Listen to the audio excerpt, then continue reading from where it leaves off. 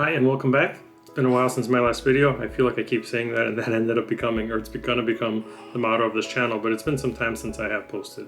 Part of it is there's a newborn in the family as well, so it's taking up a lot of my time. You'll probably hear her whining a little bit or making some noises as I'm filming this video, but really the video here, I just wanted to talk a little bit about the new DJI Fly 1.1.6 update and also get a chance to test out my new camera that I got. Let me know how it sounds, let me know how it looks. It's the Sony ZV-1. So I'll go really quickly through the new update. For me, I have a Mavic Mini.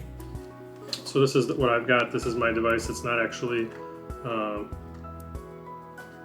Mavic Air 2. So this update is really for the DJI Mavic Air 2. It's not so much for the Mavic Mini. In my case, I have the Mini, but I still wanted to check out what's there in the update. Really, the only thing that's changed is the UI. The way the battery is reported is a little bit different than before.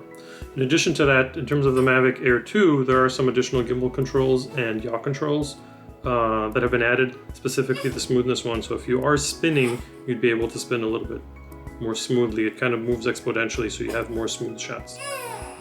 So anyways, as you can hear, the newborn started to whine, probably needs some milk or a diaper change, so I'll go attend to her. But in the meantime, hopefully you like this video. I ran through it kind of quickly, more as a test of the new Sony camera. Let me know if you like it. Let me know what you think. And really, if you do have a moment, please hit the like button. It does help support this channel. I'm just trying to get it off the ground and get it started. I'm trying to build at least to get to 1,000 subscribers in somewhat the near future. So like it, and I'll be back and we'll have some more videos soon.